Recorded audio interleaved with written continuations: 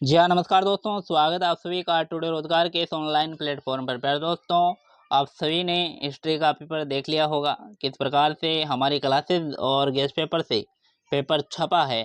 तो आप उम्मीद लगा सकते हैं कि हमने जो पढ़ाया है, वो निश्चित रूप से बेहतरीन कंटेंट देने का प्रयास किया है और वही कंटेंट आपके एग्ज़ाम के अंदर देखने को मिला है और डायरेक्ट प्रश्न वही प्रश्न जिसकी लैंग्वेज भी चेंज नहीं हुई है। इस प्रकार के प्रश्न हमने जो है मॉडिफाई किया था, जो कि आपके एग्ज़ाम के अंदर देखने को मिले हैं। तो तमाम साथियों का सबसे पहले तो बहुत-बहुत शुभकामनाएँ कि आपका पेपर बहुत ही शानदार गया है। आज की इस क्लास के अंदर हम प्रूफ देने वाले हैं, कहाँ से कौन-सा प्रश्न आया है और कौन से प्रश्न का क्या उत्तर हो सकता है। चलिएगा आज की इस क्लास को शुरू करते हैं। इससे पहले चैनल को सब्सक्राइब ज़रूर करिएगा। जो नए साथी हैं चैनल से जुड़ जाइएगा। एमजेएसयू के तमाम साथियों का हमारे इस चैनल पर दिल खोल करके हार्दिक स्वागत है। बिल्कुल आप सभी का, और पुराने साथी हैं उनका तो मोस्ट वेलकम है, क्योंकि उन्हीं की वजह से ये क्लासेस रेगुलर चल रही है। चलिएगा शुरू करते हैं। देखिएगा यहाँ पर फर्स्ट प्रश्न पूछा गया था कि सबसे प्राचीन वेद कौन सा है।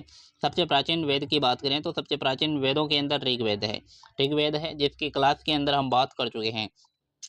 बाकी प्रूफ वाले जो क्वेश्चन हैं जिनका प्रूफ देना अनिवार्य होता है, वो सारे के सारे यहाँ पर इंक्लूड किए गए हैं। लगभग सारे प्रश्नों का प्रूफ यहाँ पर लेकर आए हैं। देखिएगा भारतीय संस्कृति में कुल कितने पुरुषार्थों की मान्यता है, तो 4 जो पुरुषार्थ हैं उनकी जो है मान्यता है। देखिएगा प्रश्न यहाँ पर इसका जो प्रूफ है वो कहाँ से आया। प्रूफ हम आपको दिखाते हैं, प्रूफ दिखाते हैं। देखिएगा यहाँ पर ये प्रश्न रहा, प्रश्न संख्या 34 आप देखते हैं आप जो है एमसीक्यू वाला, तो वहाँ पर आप देखेंगे पुरुषार्थों की संख्या कितनी है। तो यहाँ पर 4 पुरुषार्थों की संख्या बताई गई है। तो ये आपको क्लास के अंदर देखने को मिल जाएगा। हमने जो महामैराथन क्लास ली थी उसके अंदर भी, और जो हमने जो आपकी शॉर्ट क्लासें ली थी उनके अंदर भी आपकी जो है ये प्रश्न देखने को मिल जाएगा। आगे बात करते हैं कौन से प्रश्न हैं। आगे जितने भी जो क्वेश्चन हैं उन सभी का हम प्रूफ देने वाले हैं। और साथ ही है यहाँ पर देखिएगा भगवत गीता किस महाकाव्य का भाग है। भगवत गीता किस महाकाव्य का भाग है, तो भगवत जो गीता है वो आपके महाभारत का भाग है, महाभारत का भाग है। ये प्रश्न कहाँ से पुट हुआ है, इस प्रश्न को देखिएगा दोस्तों, एग्जामिनर ने कहाँ से इस प्रश्न को उठाया है। इस प्रश्न को उठाने का उनका जो तरीका है वो कहाँ से, देखिएगा किस प्रकार से इन्होंने जो प्रश्न उठाया। देखिएगा यहाँ पर देखो कि महाभारत के भीष्म पर्व का एक अंश भगवत गीता है। ये प्रश्न संख्या 18 है। प्रश्न संख्या 18 है जो हमने क्लास के अंदर करवाया था। जो आपकी लघुतरात्मक क्वेश्चन है उसके अंदर से यहाँ पर ये लाइन है वो उठाई गई है। तो यहाँ से ये प्रश्न जो है पुट हो चुका है। देखिएगा कहाँ कहाँ से प्रश्न पुट हो रहे हैं। मतलब हमारी क्लास से कोई भी प्रश्न अपनी क्लास से जो है बाहर नहीं जाने वाला है। पूरे के पूरे प्रश्न अपनी क्लास से देखने को मिल रहे हैं। नेक्स्ट यहाँ पर है कि देवगढ़ का दशावतार मंदिर किस काल का है। देवगढ़ का दशावतार मंदिर किस काल का है। देखिएगा ये देवगढ़ का दशावतार मंदिर किस काल का है, इसको देखिएगा। इसको देखिएगा कहाँ से ये पुट हुआ है, इसको देखिएगा। देखते हैं आगे बढ़ते हैं। यहाँ पर इसका जो है प्रूफ देखते हैं, पहले प्रूफ देखते हैं उसके बाद आंसर आपको बताएंगे। यानी प्रूफ के बिना हम कोई बात यहाँ पर नहीं करने वाले हैं। क्लास के अंदर सारे के सारे प्रश्न जितने भी यहाँ पर दिए गए हैं, सारे के सारे प्रश्नों का प्रूफ हम आपको देने वाले हैं। किसी भी प्रकार के यदि प्रश्न में यदि डाउट है तो वो आप हमें बता सकते हैं। देखिएगा ये देखिएगा प्रश्न संख्या 70 जो आपकी एमसीक्यू वाला है, उसके अंदर देवगढ़ का दशावतार मंदिर किस काल का है, तो यहाँ पर देखिएगा गुप्त काल का है। गुप्त काल है पूरा का पूरा। यहाँ पर अच्छे प्रकार से हमने समझाया था कि देवगढ़ का दशावतार मंदिर किस काल का है, गुप्त काल का है। और यही प्रश्न आपको जो है आपके लिए हमने जो आपके रेगिस्तान है उसके अंदर भी ऐड किया था। यानी 2 बार इस प्रश्न को हमने करवाया था, 2 बार प्रश्न को इसका रिविजन भी करवाया था, और 2 बार ये प्रश्न हमने जो है करवाया था। तो देखिएगा किस प्रकार से यहाँ पर प्रश्न देखने को मिल रहे हैं, और पूरे के पूरे प्रश्न क्लासेज से देखने को मिले। ये सबसे बड़ी बात है, क्योंकि हमने इस प्रकार का मैटर तैयार किया था तो कि सारे के सारे प्रश्न अपने ही क्लास से देखने को मिले थे। ब्रह्म समाज की स्थापना किसने की थी, तो ब्रह्म समाज की जो स्थापना है वो राजा राममोहन राय ने की थी। इस प्रश्न को देखिएगा कहाँ से पूछा है एग्जामिनर, कहाँ से देखने को मिला है। देखिएगा यहाँ पर जो है आपकी ये प्रश्न आपकी कहाँ से आया है।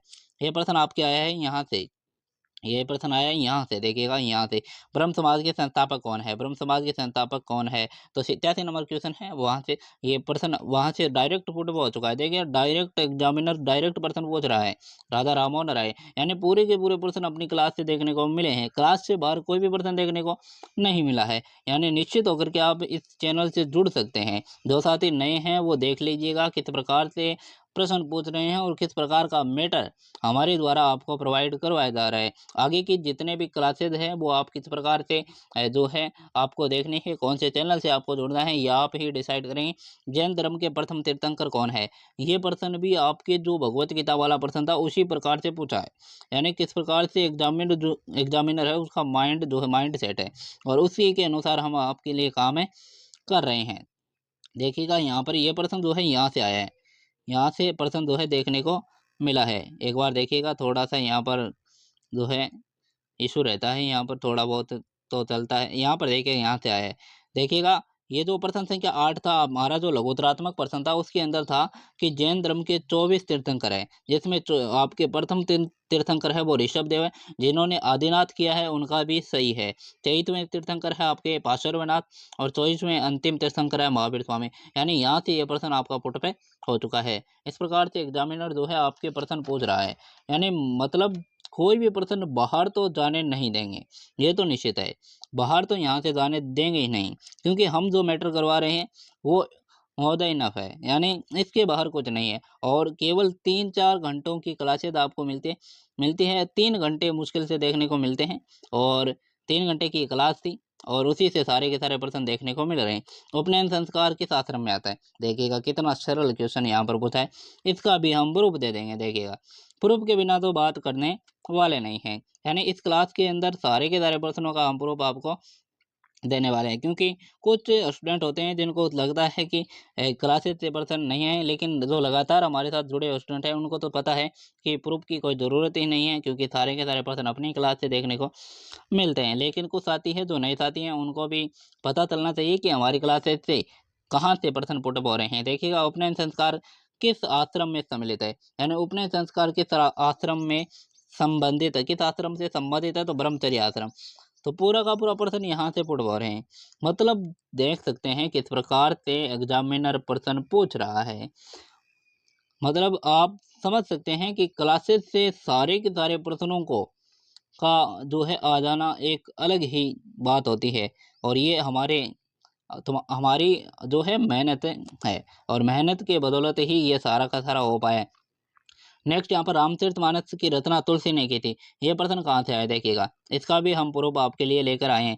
मतलब प्रूफ तो सारे प्रश्नों का है, कुछ प्रश्न जो रह जाते हैं उनके भी प्रूफ है, लेकिन क्या है कि जल्दबाजी के अंदर जो है आपके प्रूफ देने देने हैं, तो यहाँ पर इतने प्रश्नों का प्रूफ देना कोई छोटी बात नहीं है, क्योंकि सारे प्रश्न अपनी क्लास से पुटअप होना, अपनी एक क्लास से पुटअप होना बहुत बड़ी बात हो जाती है।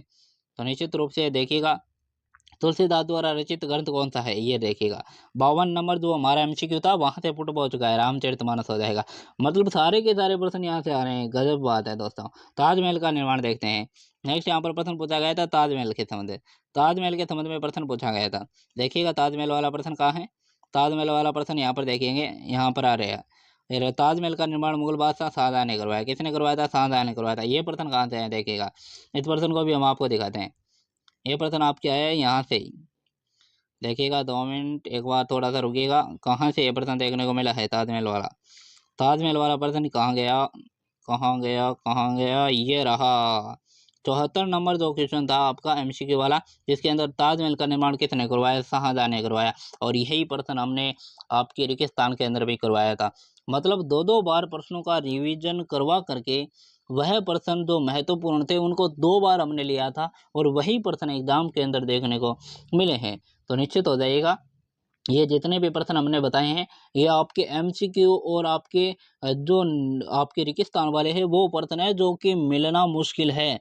कुछ लोग हैं जिनकी क्लासेस आप बहुत बड़ी बड़ी देख पा रहे हैं, लेकिन उनके इतने क्वेश्चन नहीं मिल रहे हैं। क्यों नहीं मिल रहे हैं, क्योंकि मैटर को सही तरीके से तैयार करने में जो मेहनत लगती है वो मेहनत करनी पड़ती है, और वो मेहनत टुडे रोजगार के ऊपर की जाती है। तो निश्चित हो जाएगा सारे के सारे प्रश्न आपको देखने को मिल रहे हैं। बाकी आपको लॉन्ग क्वेश्चनों के भी हम आपको बता देते हैं, लॉन्ग क्वेश्चन कहाँ कहाँ से देखने को मिले हैं। ये देखिएगा सेंधव धर्म वाला हमारा प्रश्न देखने को मिला था, वर्ण व्यवस्था वाला यहाँ पर देखने को मिल चुका है। हमारे उपनयन संस्कार वाला देखने को मिल चुका है, और आपके महाभारत वाला देखने को मिल चुका है, रामायण वाला देखने को मिल चुका है, रामायण वाला आ चुका है, रामायण वाला भी। और भारतीय संस्कृति के मुख्य विशेषताएं, जो आपके पहला प्रश्न था वो आपका जो है आपके निबंधात्मक जो क्वेश्चन था, उसका जो आपके निबंधात्मक क्वेश्चन था उसके अंदर पूछा गया था। जो निबंधात्मक के अंदर 7वां क्वेश्चन जो है आपके जो निबंधात्मक क्वेश्चन है उसके अंदर खंड 6 के अंदर फर्स्ट क्वेश्चन है, वो प्रश्न यहाँ पर डायरेक्ट फर्स्ट का फर्स्ट आ चुका है। मतलब इस प्रकार से मैटर को तैयार किया गया है, आप समझ सकते हैं कि कितनी मेहनत हमने की है इसके अंदर। प्राचीन भारत आश्रम व्यवस्था वाला प्रश्न यहाँ से पुट हो चुका है। साथ ही यहाँ पर जो है अलग अलग जो आपके मुगल स्थापत्य कला आ गई, गुप्त कालीन मंदिर स्थापत्य कला का प्रश्न पूछा गया, राजपूत चित्रकला का प्रश्न पूछा गया। मतलब सारे के सारे प्रश्न, कालिदास वाला प्रश्न यहाँ पर आया था, कालिदास वाला प्रश्न यहाँ पर हमने करवाया था, पूरा का पूरा बड़े वाला क्वेश्चनों के अंदर इसको लिया था, और बड़े वाला क्वेश्चन यहाँ पर पूछा गया है। कालिदास वाला यहाँ से प्रश्न पुट हो चुका है। मतलब सारे के सारे प्रश्न अपनी क्लास से देखने को मिले थे। सेंधव कला वाला पूछा गया था, सेंधव जो आपके था सेंधव कला थी उसके अंदर वही पूछा गया था, जिसके अंदर आपके हम बात करें सेंधव धर्म से बारे में पूछा गया था। पूरा का पूरा मतलब पेपर अपनी क्लास से देखने को मिला है। उम्मीद करते हैं आप समझ गए होंगे कहाँ कहाँ से प्रश्न पुट हुए हैं। बाकी हम इन जो ये पीडीएफ है उसको टेलीग्राम पर शेयर कर देंगे, अच्छे प्रकार से आप देख पाएंगे। आज की क्लास को यहीं समाप्त करते हैं। उम्मीद करते हैं आपका पेपर शानदार गया होगा, निश्चित रूप से शानदार गया, क्योंकि पूरे के पूरे पेपर अपनी क्लास और अपने गेस्ट पेपर से देखने को मिले हैं। तो आज की क्लास यहीं समाप्त करते हैं, मिलेंगे अगली क्लास में, तब तक के लिए जय हिंद जय भारत।